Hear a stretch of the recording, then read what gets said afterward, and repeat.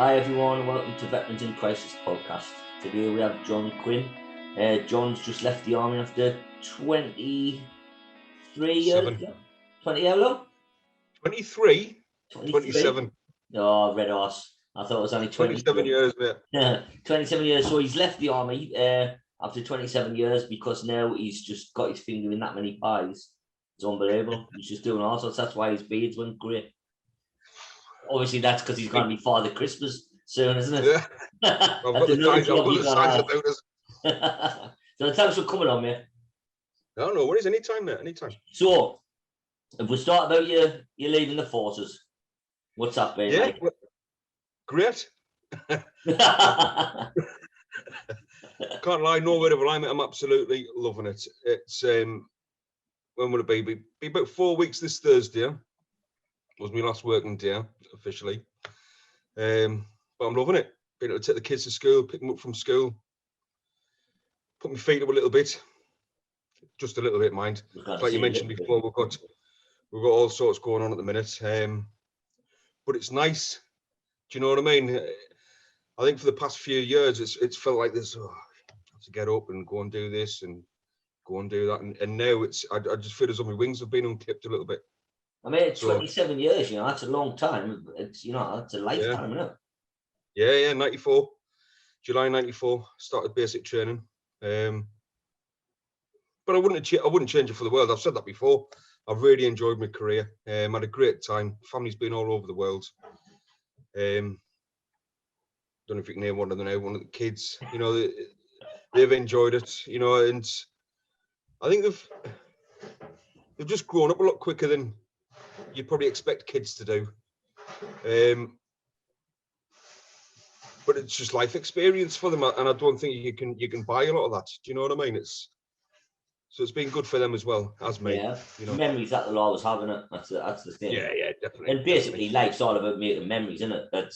You can have all the money in the world, but if you've got any memories about it, what's the point? Yeah. I mean, my daughter Beth, she's 27 now, but she left us in Germany to go to uni, and I think she was about 17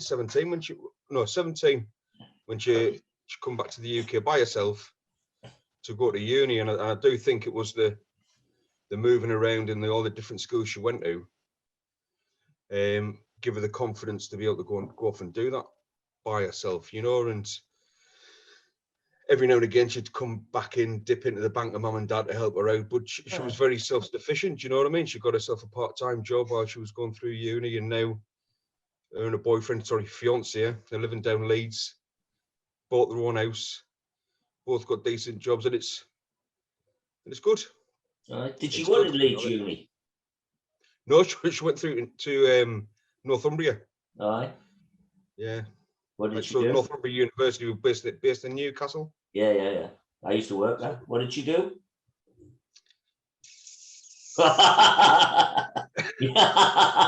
It doesn't matter, mate. It doesn't matter. She won't be watching this anyway. Business, but she got a degree, and that's what it was. Right. Moving swiftly on anyway from your family to get you in more trouble. So the first thing I wanted to talk about was the military ball, and the reason is because the tickets go on sale quite soon. So I thought the idea would be come on, talk about that, and then we can put the links and everything on.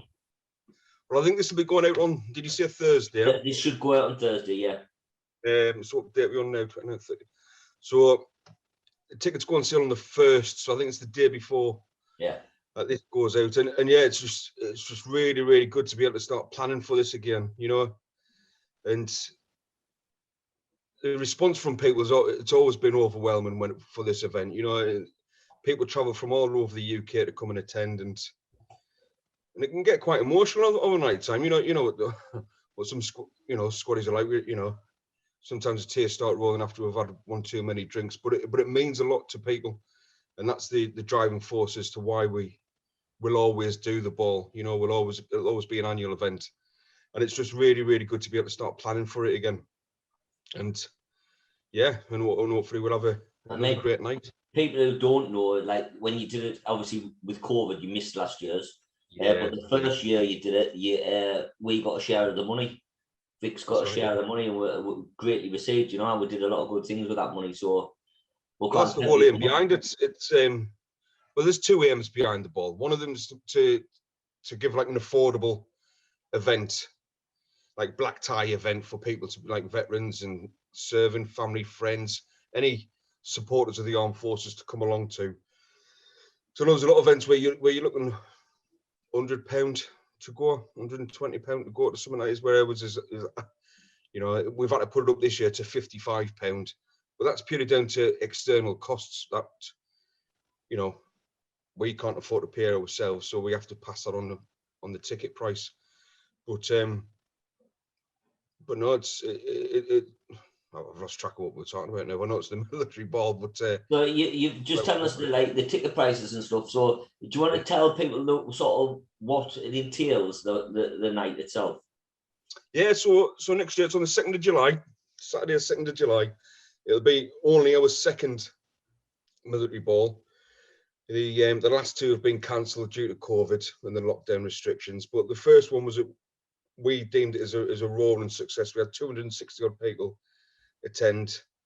We raised just under £9,000, which was split 3 ways between 3 charities and organisations. And we don't take anything from it.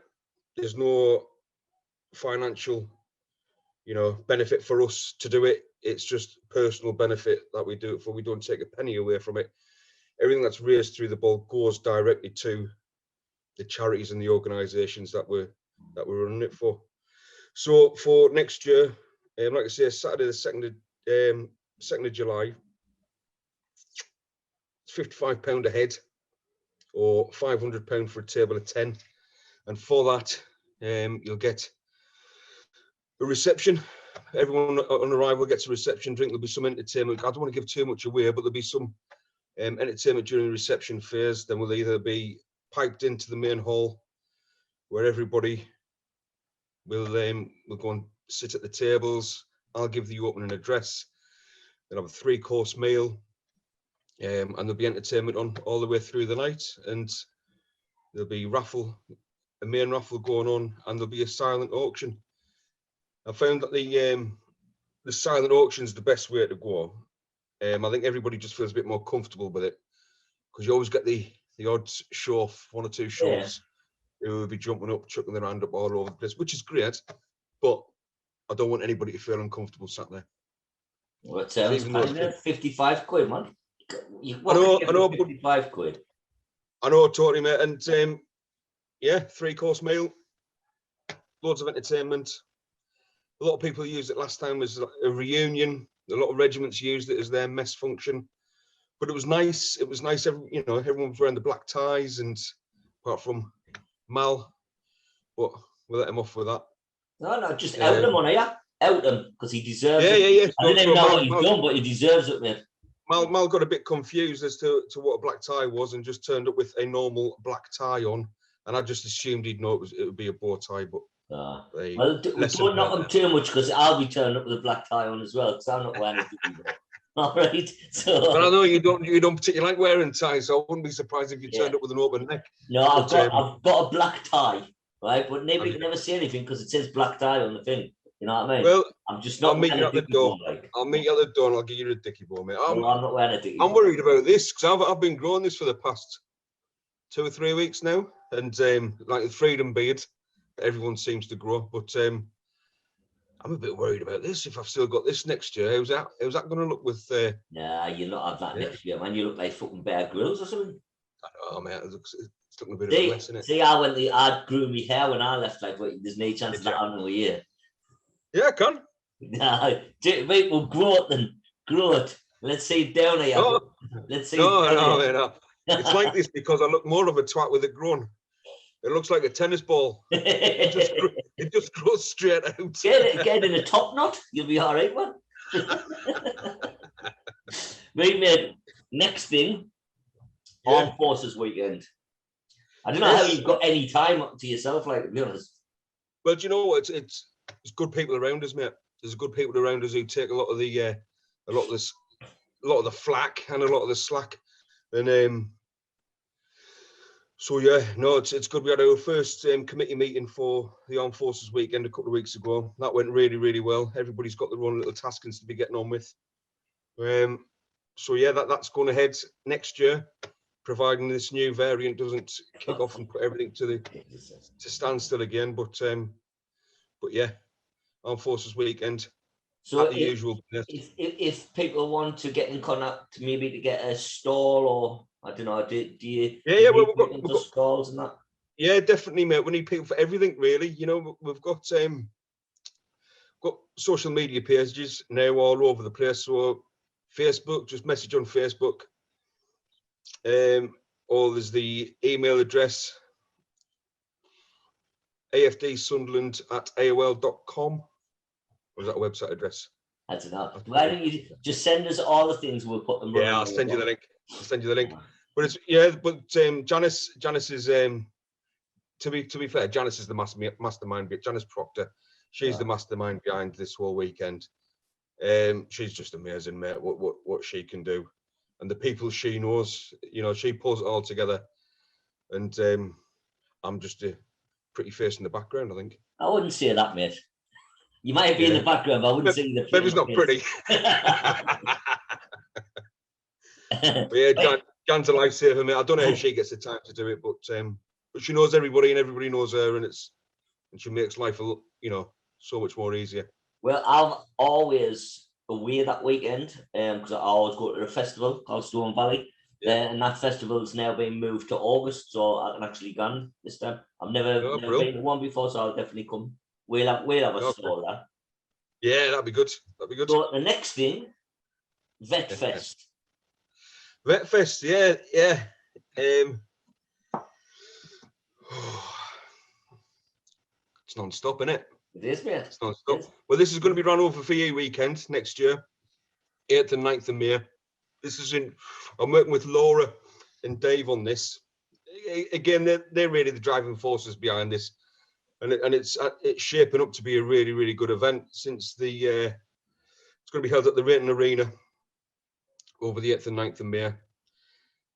And it's, like I said, it's shaping up to be really good. Loads of people are getting in touch to ask to be involved. And I think it's just something else that's just coming onto the calendar for the Northeast, these type of events. And it'll be good. I know I keep saying it'll be good because everything will be good. You know, there's a lot of hard work going in the background for everything that's going on, and I just hope it pays off. People come along. I know it'll be new, but that's exciting as well, you know. And bring your families along. It's a 100% family event.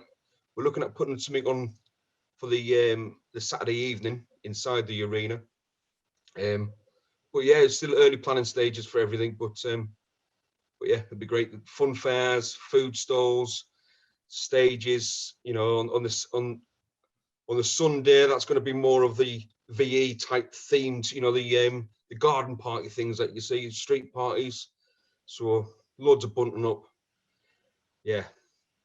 I think what would be good as well, because of everyone missing like things all the time because of COVID. I think if we can get through this next, well, if there's not another 35 variants by then, I think it'll be brilliant. Something to celebrate. Well, the thing is, no, totally, mate. You know, and I think what got the ball rolling on this Vets Fest was, and especially running over the VA weekend, was what people did last year. You know, where I don't know if you did, but we definitely did. We had almost like a mini street party going on where people just sat on the doorsteps, saw your neighbours that you'd not seen for a while, and it was good. Playing some a bit of Vera Lynn blasting down the street. And there's that community spirit, and I think that's what we're trying to recreate. You know, get that the military community spirit going. You know, doesn't matter what service we've been in, we've all got a similar background. You know, we've all lived and breathed the same space at some point, and it's good being around like-minded people. It is, and like I said, it's something to look forward to. You know, if you can put stuff in your calendar for next year, me especially, I like looking at my calendar at work and thinking, oh, I've got that. You know, I always book stuff, not necessarily army or forces stuff, but festivals and stuff, and I always have them to look forward to. You know, that's what gets us. That's it. I mean, because you can be having a crap time, can't you? You can go through, you know, the ups and downs, and on the down times, you can just look and stuff. Go, well, at least I've got this weekend. Yeah. Or next weekend to go to, and it's something to aim off for. And it's unfortunately, because I support Sunderland, most of the time I'm thinking, oh God, it's the weekend. You know what I mean? I mean, this weekend was all right, like, so maybe this is the change. Thank God for own goals, eh? I know. Maybe this is the turning point. I've just seen that Luke O'Neill's out for 3 months. I know, that's a massive blow, I think. You know, he plays all over the place for us. I know he has his good games and his bad games, like any player does, but he's definitely one of those lads who wears his heart on his sleeve, and he 100% all the time from him. Oh, I tell you what I did. What I mean, you probably know this, but what happened for the game, sort of like the remembrance game, I got to lay the poppy on the pitch, and that was a massive thing for me. Like, to be honest, like, to lay the wreath. I wasn't that keen on marching, like, to be quite honest, because I had to slow my pace down. But and the guy you saying, like, didn't stamp your feet too hard because it's all muddy, and they've been pulling the boots. Like, all I did was spit on a sock and rub my boots. The Tuesday night, I think, wasn't it? That, yeah. Honestly, it was a brilliant experience. You know, the marching bit, I say it's not for me, like, but it was a brilliant experience. So now moving on to Medcareuk. Tell us about If there isn't enough going on, this is me. This is what I'm hoping is going to put some money in the bank account for us. You know, I know I've done 27 years, but I'm 44 and there's still some life in us yet, and I need another job. I don't think I've got the right mentality to be working for other people. So yeah, Medcareuk. The aim of this is just to provide first aid training, first aid at work courses, paediatric first aid courses,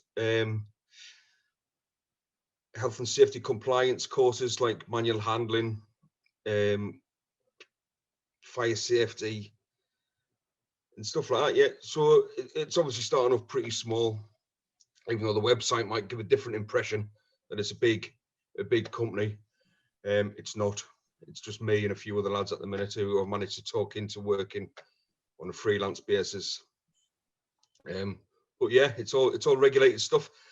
What surprised me when I was going through my teacher trainings calls was the amount of unregulated companies out there providing first aid training. It absolutely beggars belief, and it's purely them just taking advantage of lack of knowledge from people who are booking them in, you know, and they're charging top dollar for these courses, and all people are getting out of it is a unregulated certificate, you know, a locally produced certificate, and I just think it's wrong. So if we can address that. What gave you the idea to start this up, right?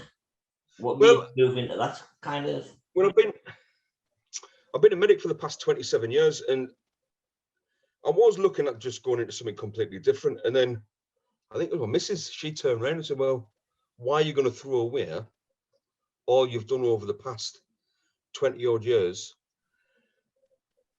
Just go into do a bit of teaching, pass on your knowledge to people. And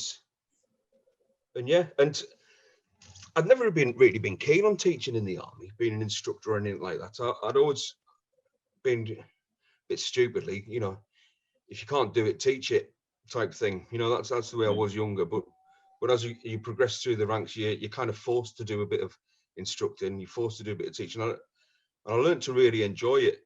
And I think everybody gets uncomfortable when you stood up and talking in front of people. But once you get over that and you see people learning and developing in front of your eyes, you get some real satisfaction out of that. And that hasn't gone away over the past 10, 15 years when I kind of started down my instructing and teaching. But so, yeah, there is that. And the other wing to Medcareuk is providing medical support to events and like the TV industry and all that kind of stuff. So over the past year, I've been dipping in and out of providing medical cover for TV shows, especially down in Yorkshire. And I'm not really going to go into it, but it wasn't what I was expecting it to be. I just thought it could be a lot. I just thought it could be a lot better.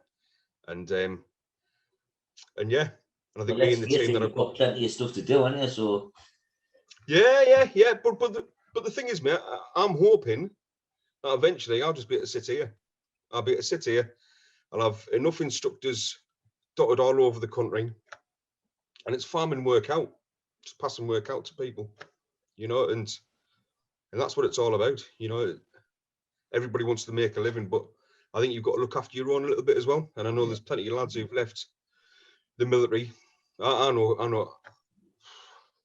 Well, I couldn't count how many lads I know who've left and they've struggled to get jobs, or they just don't know which way to turn. And if I can offer an avenue for them, then brill. That's the brilliant thing about them. And well, obviously, you know, Vic's, the amount of people I say that come out, they've got no idea what to do or how to do it, and they don't even realise they've got transferable skills. It's remarkable. Like, you have to sit them down and say, well, what about this? What about that? Because you just. Well, I was exactly the same. No, it was my missus and it was almost like a light bulb moment. And when she said, "Well, you've been doing this for years, just do that," but you're making your own rules up as to when I work, type thing. But yeah, I've ticked all the boxes in the awards in education and teaching, first year at work. I've done all of them type of courses, so it's all there. We're regulated by Ofqual. It's all there. Brilliant, just need people to start getting, booked in. I mean, I've offered you guys, starting from next year, come down, take some of your lads and lasses through first year at work for free, just if it helps with CV stuff, because I know a lot of employees might look at that going, oh, he's already qualified, or she's already qualified in this, that and the other. It might be just another bit tick in the box for them to get a job in wherever they're looking at working. Well, first aid's handy in life, isn't it? Anyway, you know. Yeah. So thank you very much for coming on, mate. Is there anything you want to get out? You can't have any other fucking news, to be quite honest. There's can't be anything else that you're doing. Apart from there's still Mil-Spec, there's still Mackham Gifts, there's still all sorts of stuff going on. I thought you were just sucking all them off because you were doing everything else in the world. Well, I might have to, mate. I might have to. Something's got to give at some point, hasn't it? But that's it, you know, the thing is as well, you've left work now of the army type, so time to have some spare time and come and do stuff with us, come and do some adventure training, you know, come and do stuff enjoy yourself for a bit. Joe, have you met my missus? Yeah. So I get up every morning, there's a list of things to do, mate. Tear it in half. So tear it in half. It's good not wearing the berry or wearing the boots anymore, but there's still plenty of stuff to do. Well, you always I really, in all sincerity, I do want to get away, and some of the stuff that he's put on down there looks class, man. You know, it looks absolutely amazing, and just to get away and do some just adventure training stuff. Exactly. You know, it's brilliant. It's great. The crack's good, and you know, you just enjoy yourself for a couple of days, or even I went down for my first coffee morning last week when I think we were down in London or somewhere, and it was brilliant. It's brilliant. A bit, I don't know. I felt a bit cautious when I first walked in, a bit unnerving, because it felt like one of those, you know, stay on the path. Do not, you know, you've gone into like an old Yorkshire pub and pool ball stop. Everybody stares at you. Who's this? But that was just me, you know. But then after that, it was brilliant. The banter was flowing. It was a good laugh. Everybody was brilliant. Really enjoyed it, mate. We just try to make it like as if you got the naffy, and it is. You're right. And it was. It's the same for everyone who comes in for the first time. Well, that wears off after 2 minutes. You know, once you got a coffee. It surprised me how nervous I was going in there, and I don't know why. Cause I don't tend to be the nervous type, not anymore anyway. But it just, God, I felt like a kid again going into somewhere. But it was brilliant. It was brilliant. I took Dave down with us, and he absolutely loved it. You know, it was good. Excellent. Well, I'll see you the next time you come. And yeah. thank you very much for coming on, mate, and I appreciate everything you do for Vix, because you do a lot of stuff Thanks for behind having the us. scenes what people don't know about, so I appreciate that, right? Thanks for having us, mate. Cheers, mate. Take All care. the best. Thank you. See you later, mate.